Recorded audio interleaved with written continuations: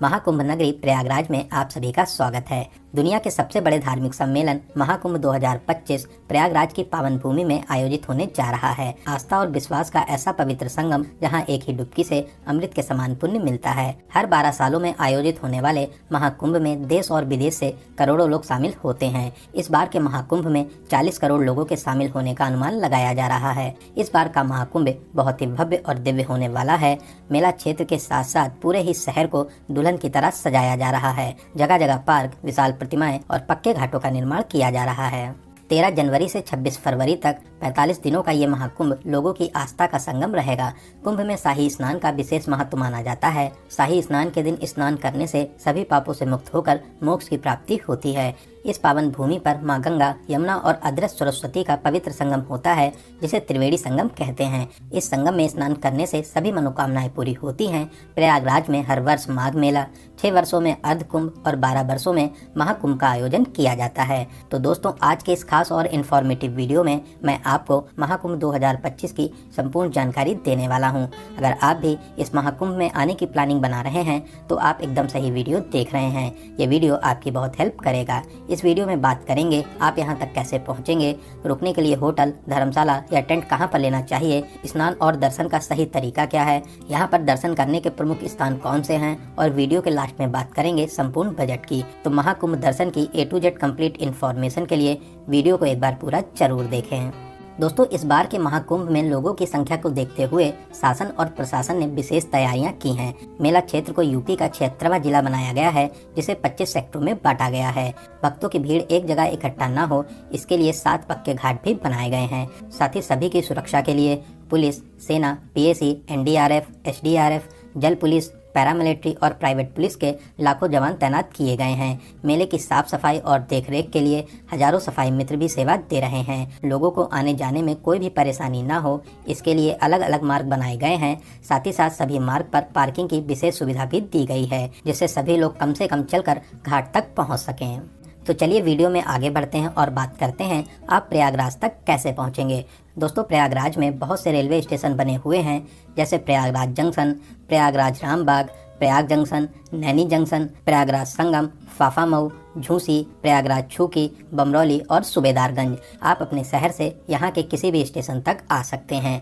Railway ने यहाँ तक आने के लिए लगभग 3000 मेला स्पेशल ट्रेन भी चलाई हैं। साथ ही साथ रेगुलर ट्रेन भी चल रही हैं।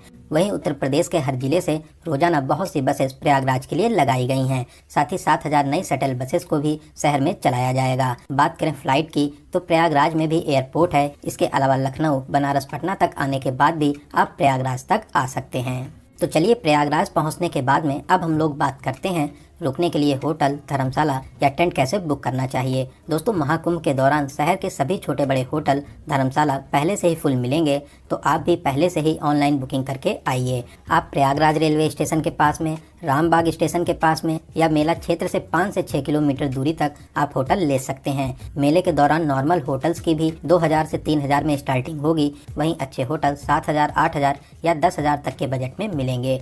वहीं दोस्तों, कुंभ मेला में डोम सिटी और टेंट सिटी भी बनी हुई है। अगर आप यहाँ के टेंट में बुकिंग करना चाहते हैं तो आप कुंभ मेला की ऑफिशियल वेबसाइट kumbh.gov.in से कर सकते हैं। ऑफिशियल वेबसाइट पर जो 10 वेंडर दिए गए हैं, इन्हीं से ही आप बुक करें, वरना आप फ्रॉड का भी शिकार हो सकते हैं। यहाँ पर आप लग्जरी, डिलक्स, सेमी डिलक्स और VIP टेंट तक बुक कर सकते हैं। इनकी स्टार्टिंग 8000 से हो जाती है।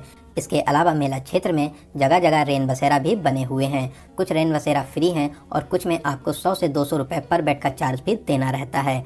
दोस्तों, इन टेंट्स के अलावा यहाँ पर बहुत से संत महात्माओं, कथावाचकों के भी बड़े बड़े पंडाल बनाए गए हैं, जहाँ पर आप प्रवचन भी सुन सकते हैं। साथ ही साथ आप यहाँ पर आज्ञा लेकर रुक भी सकते हैं। इसके अलावा सभी रेलवे स्टेशन के बाहर बड़े बड़े टेंट भी लगाए गए हैं, जहाँ पर आप फ्री में रुक सकते हैं। लेकिन दोस्तों, मैं आपको एडवाइस करूँगा, आप कोशिश करिए कि आप अपने शहर से सुबह प्रयागराज आ जाएं। पूरा दिन स्नान और घूमने के बाद में शाम वाली ट्रेन से आप अपने घर के लिए वापसी कर लीजिए। दोस्तों एक बात का आपको विशेष ध्यान देना होगा, शाही स्नान के दिन शहर में सभी प्राइवेट वाहन बंद रहेंगे। आप जिस भी मार्ग से आएंगे वहीं पर आपको पार्किंग मिल जाएगी। साथ ही नज़दीकी घाट पर आपको स्नान करना रहेगा। आप मान के चलिए कि आपको कम से कम 2 से 3 किलोमीटर चलना भी होगा। नॉर्मल डेज में रेलवे स्टेशन या बस स्टैंड से ऑटो या ई रिक्शा में 20 से 30 रुपए का किराया देकर आप न्यू नैनी ब्रिज, बहराना या चुंगी तक आ जाएंगे। फिर आप 1 से 2 किलोमीटर चलकर मुख्य मेला क्षेत्र में आकर बड़े हनुमान मंदिर किले के पास में आकर स्नान कर सकते हैं। तो चलिए दोस्तों, अब हम लोग बात करते हैं यहाँ पर स्नान करने का सही तरीका क्या है। दोस्तों यहाँ पर जगह जगह साफ सुथरे घाट बने हुए हैं। आप रेलिंग के अंदर रहकर हर हर गंगे का जाप लगाकर आस्था की पावन डुबकी लगा सकते हैं। वहीं दोस्तों इन घाटों पर स्नान करने के अलावा आप अगर चाहें तो नाव के माध्यम से त्रिवेणी संगम के पास भी जा सकते हैं। नाव वाले 150 से 200 रुपए का चार्ज करते हैं। यहाँ पर साइबेरियन पक्षी आपका चहचहाते हुए स्वागत करते हैं। आप त्रिवेणी संगम में पावन स्नान करके पुण्य प्राप्त कर सकते हैं। दोस्तों बहुत ही दिव्य और भव्य महाकुंभ का आयोजन किया जा रहा है। आप भी यहाँ पर आस्था की डुबकी लगाने जरूर आइए। दोस्तों इस बार 13 जनवरी से महाकुंभ शुरू हो रहा है। पहला शाही स्नान भी 13 जनवरी पौष पूर्णिमा को होगा। फिर उसके बाद 14 जनवरी मकर संक्रांति, 29 जनवरी मौनी अमावस्या, 3 फरवरी बसंत पंचमी, 12 फरवरी माघी पूर्णिमा और फिर 26 फरवरी को महाशिवरात्रि के दिन अंतिम शाही स्नान रहेगा। इसी दिन के बाद से फिर महाकुंभ की समाप्ति भी हो जाएगी।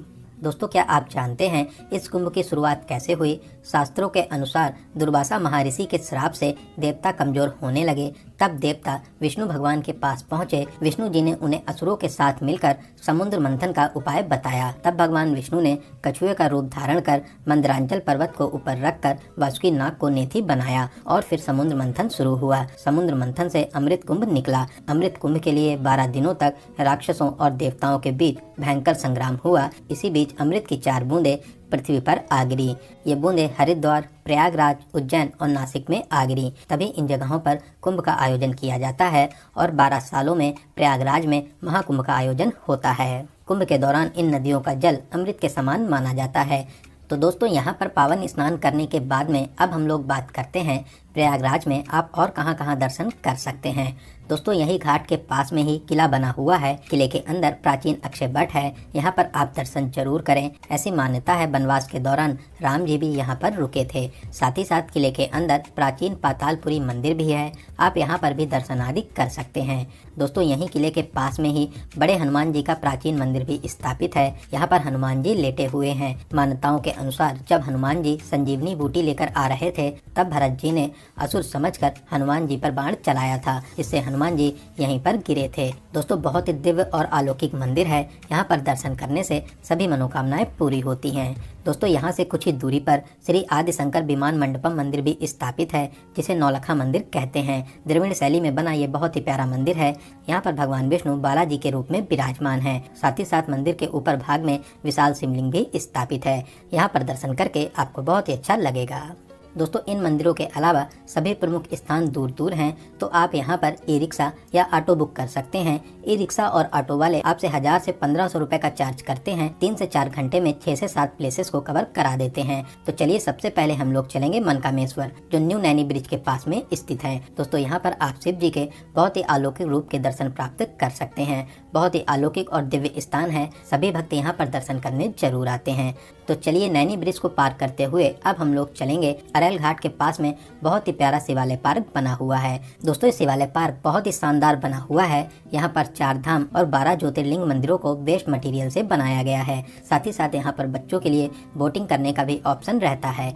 नॉर्मल डेज में 50 रुपए और संडे, सैटरडे और छुट्टियों के दिन 100 रुपए का टिकट भी लगता है। तो चलिए यहाँ पर घूमने के बाद में अब हम लोग चलेंगे कंपनी गार्डन आजाद पार्क, जो यहाँ से लगभग 8 किलोमीटर दूरी पर स्थित है। दोस्तों ये वही पार्क है जहाँ पर हमारे महान क्रांतिकारी चंद्रशेखर आजाद जी ने अंग्रेजों से लड़ते हुए अपनी पिस्तौल की अंतिम गोली खुद को मार ली थी। अंग्रेज उनको जीवन में कभी भी पकड़ नहीं सके। दोस्तों ये पार्क बच्चों के लिए बेस्ट पिकनिक स्पॉट है। साथ ही साथ यहाँ पर बहुत से झूले भी लगे हुए हैं। तो चलिए यहाँ पर घूमने के बाद में अब हम लोग चलेंगे भरद्वाज पार्क और आश्रम, जो यहाँ से कुछ ही दूरी पर स्थित है। दोस्तों यहाँ पर ऋषि भरद्वाज जी की विशाल प्रतिमा स्थापित है।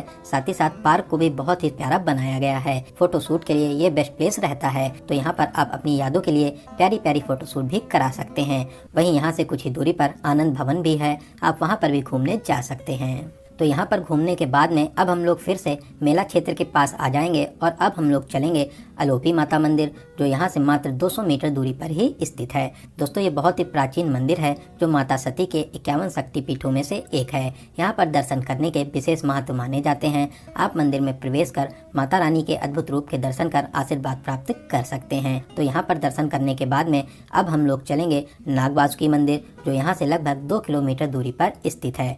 दोस्तों ये प्रयागराज के प्रमुख मंदिरों में से एक है। यहाँ पर भगवान नाग वासुकी विराजमान है। नाग वासुकी जी ने समुद्र मंथन पर नेथी अर्थात रस्सी की भूमिका निभाई थी। तो आप यहाँ पर दर्शन करने जरूर आएं। दोस्तों यहाँ से कुछ ही दूरी पर प्राचीन वेणी माधव मंदिर भी स्थापित है। वेणी माधव जी को मेला क्षेत्र का रक्षक और प्रयागराज का मुख्य देवता माना जाता है।